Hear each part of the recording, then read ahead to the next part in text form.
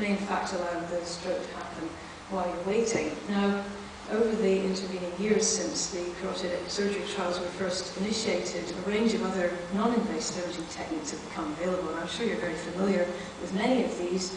Carotid ultrasound, most widely available, longest established technique, plain MR, time-of-flight MR angiography, but also we more recently have CT angiography and then contrast-enhanced MR angiography.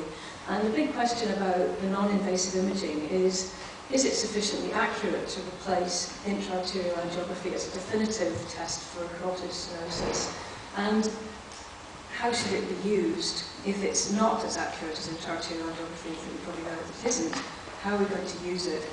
So what I'd like to tell you about is a number of different components of work which we've been putting together to try and get an overall picture of the role of non-invasive imaging and how it should best be used. So first of all, these data are from a systematic review of the accuracy of non-invasive imaging compared with intra-arterial angiography in carotid stenosis. And there isn't a huge amount of data, and this is the totality of the data, and there haven't been very many studies published since 2006, 41 altogether. This is looking specifically at tight stenoses. This is on NACIP criteria, so most of these would be operable unless there was some reason why the patient couldn't tolerate surgery.